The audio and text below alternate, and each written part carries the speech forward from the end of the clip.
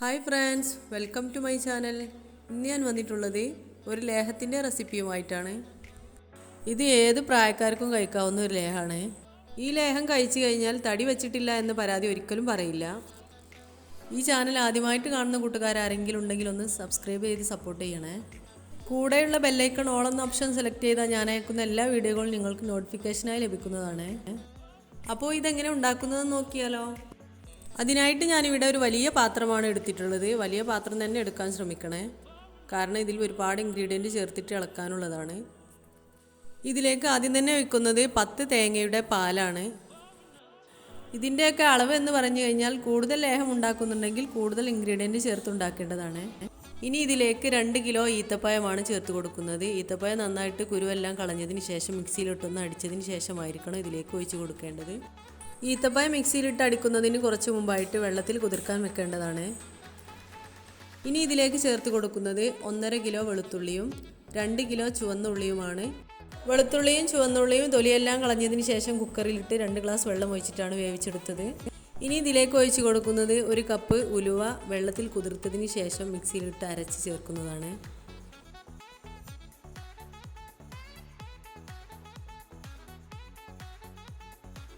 ഇനി ഇതിലേക്ക് 3 ടീസ്പൂൺ മഞ്ഞൾപ്പൊടിയാണ് ചേർത്ത് കൊടുക്കുന്നത്. നാടൻ മഞ്ഞൾ ഉണ്ടെങ്കിൽ അത് തന്നെ ചേർക്കാൻ ശ്രമിക്കണേ. ഇനി ഇതിലേക്ക് 1/2 കപ്പ് നല്ല ജീരകത്തിൻ്റെ പൊടി ചേർത്ത് കൊടുക്കുന്നുണ്ട്.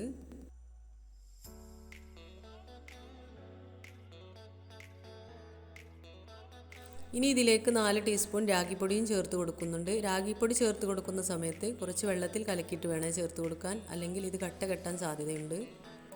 ഞാൻ രാഗിപ്പൊടി ചേർത്തപ്പോൾ വെള്ളത്തിൽ കലക്കിയിട്ടല്ല ചേർത്ത് കൊടുത്തത്, അപ്പോൾ കുറച്ച് ബുദ്ധിമുട്ടിയേ ഇത് കലക്കിയെടുക്കാൻ വേണ്ടിയിട്ട്. പിന്നെ നിങ്ങളുടെ കയ്യിൽ ഗോതമ്പ് പൊടി ഉണ്ടെങ്കിൽ അതും 2 ടീസ്പൂൺ ചേർത്ത് കൊടുക്കാവുന്നതാണ്. ഇനി ഇതിലേക്ക് ചേർത്ത് കൊടുക്കുന്നത് ബദാം പരിപ്പ് മിക്സിയിലിട്ട് പൊടിച്ചെടുത്തതാണ്. ഇനി കുറച്ച് അണ്ടിപ്പരിപ്പും ഇതുപോലെ പൊടിച്ചെടുത്തത് ചേർത്ത് കൊടുക്കുന്നുണ്ട്. ബദാമും അണ്ടിപ്പരിപ്പും ഇതിൽ കൂടുതൽ ചേർക്കണമെങ്കിൽ ചേർത്ത് കൊടുക്കാവുന്നതാണ്. നിങ്ങളുടെ കയ്യിൽ ഉള്ളതിനനുസരിച്ച് ചേർത്ത് കൊടുത്താൽ മതി.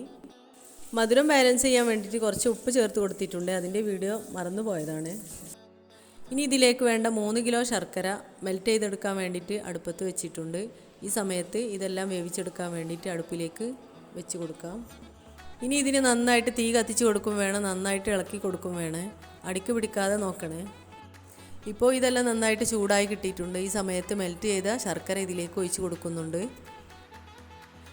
നന്നായിട്ട് തീ കത്തുമ്പോൾ നന്നായിട്ട് ഇളക്കി കൊടുക്കും വേണേ. ഇളക്കി കൊടുക്കാൻ വേണ്ടിയിട്ട് 2 or 3 പേരുണ്ടെങ്കിൽ നല്ല സുഖമാണ്. ആളുകൾ മാറി മാറി ഇളക്കി കൊടുത്താൽ മതി. ഇതിലേക്ക് ആയുർവേദിക് ഔഷധ ചെടികളുടെ ഇലയുടെ നീരെല്ലാം ചേർത്ത് കൊടുക്കുന്നത് നല്ലതാണ്. ഇനി ഈ ലേഹത്തിലുള്ള വെള്ളത്തിൻ്റെ അംശമെല്ലാം വറ്റി വരുന്നത് വരെ നന്നായിട്ടൊന്ന് ഇളക്കി കൊടുക്കണേ. ഈ ലേഹം തയ്യാറാക്കാൻ വേണ്ടിയിട്ട് എനിക്ക് ഒരു 4 മണിക്കൂർ സമയം വേണ്ടി വന്നു. വെള്ളമെല്ലാം വറ്റി വരുന്ന സമയത്താണ് നെയ്യും എണ്ണയും ചേർത്ത് കൊടുക്കേണ്ടത്.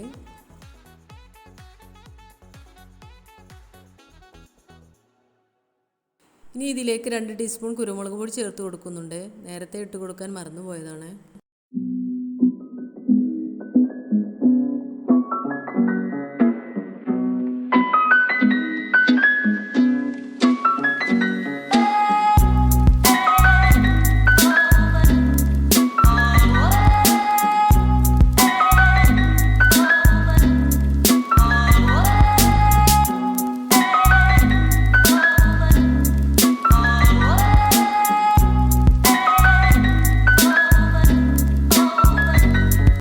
ഇപ്പോൾ ഇതിലുള്ള വെള്ളത്തിൻ്റെ അംശമെല്ലാം നന്നായിട്ട് വറ്റി കിട്ടിയിട്ടുണ്ട്.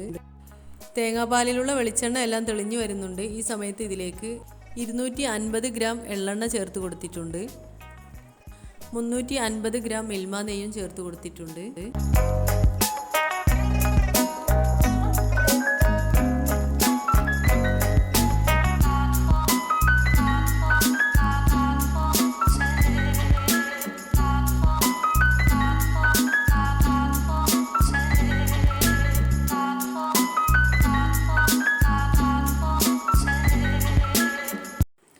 നെയ്യും എണ്ണയും ചേർത്ത് കുറച്ച് സമയം ഇളക്കിയപ്പോഴേക്കും ലേഹം ചട്ടിയിൽ നിന്നെല്ലാം വിട്ടു പോരാൻ തുടങ്ങിയിട്ടുണ്ട്. ഈ സമയത്താണ് ലേഹം ഇറക്കി വെക്കേണ്ടത്.